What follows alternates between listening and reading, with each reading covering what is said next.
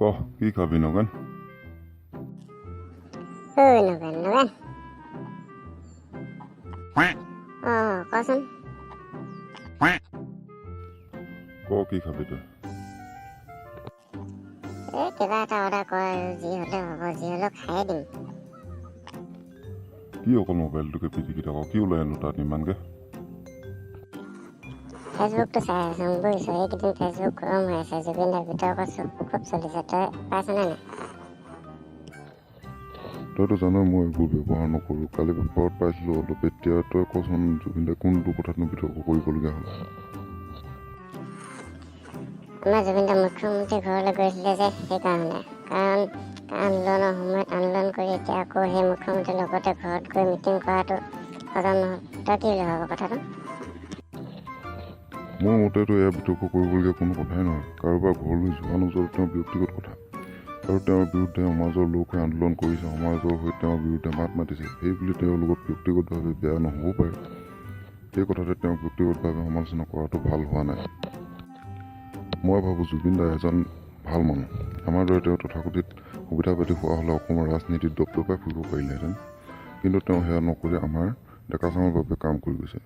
কেনেকৈ তেওঁ উঠি অহা প্ৰজন্মক আত্মনিৰ্ভৰ কৰি গঢ়ি তুলিব পাৰে, আৰু আমি তেওঁ ভালটো নেদেখি সমালোচনা কৰি আছোঁ, তেওঁ ব্যক্তিগতভাৱে আক্ৰমণ কৰি আছোঁ। তই মোৰ এজন ভাল বন্ধু হয়, সেইবাবে কৈছোঁ, এই ফেচবুক সমালোচনা কৰি ফুৰাতকৈ দেউতাৰ লগত বা মাৰ লগত কাম কৰি দিবি। অন্ততঃ তেওঁলোকৰ মনটো ভাল পাব। এই মোবাইলটো এৰ, বুজিছ? তই কথাটো ঠিকেই কৈছ। সঁচাকৈ এয়া একেবাৰে ভাল হোৱা নাই।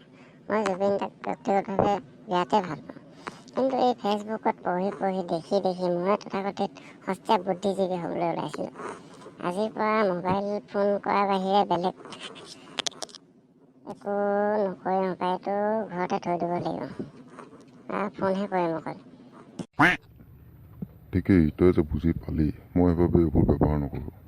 মই ছ'চিয়েল মিডিয়াক বেয়া বুলি নকওঁ, কিন্তু আমি বেয়াটোহে বিচাৰি লৈছোঁ। সেইবাবে মই এইবোৰ কৰাতকৈ নৈ কিনাৰৰ চন পৰা মাটিত মূলা খেতিকে কৰিম। কমেও পইচা ওলাব, হয়নে?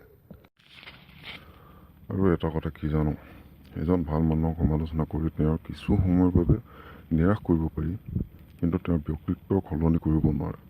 আমিও সেই জুবিন দাৰ পৰা শিক্ষা লোৱা উচিত। আৰু এটা কথা এতিয়া সাক্ষী আছে যে যিসকলে সমালোচনা কৰে তেওঁলোকক সমাজে মনত নাৰাখে, কিন্তু যাক সমালোচনা কৰা হয় তেওঁকহে মনত ৰাখে, হয়নে নহয়? তই কচোন। হয়, কথাটো হয়, কিন্তু কোনো কিন্তু নাই। মই এদিন পঢ়িবলৈ পাইছিলোঁ, হয়তো অলপ পাহৰি গৈছোঁ, কিন্তু শুন, সমালোচনাকাৰীসকল দুটা ভাগত ভগাব পাৰি। যেনে এবিধ ভেনা মাখি, এবিধ মৌ মাখি। মৌ মাখিয়ে ভাল ফুলত পৰি মৌ সংগ্ৰহ কৰে, হয়নে? আৰু ভেনা মাখিয়ে সেই লেতেৰা বস্তু খুচৰা ইত্যাদিত পৰি থাকে। সিহঁতে অকল সেই লেতেৰা পচা বস্তুহে সংগ্ৰহ কৰে। সেই তেনেদৰে ফেচবুকৰ তথাকথিত সস্তীয়া বুদ্ধিজীৱীসকল সেই ভেনা মাখিৰ শাৰীতে পৰে, বুজিছ?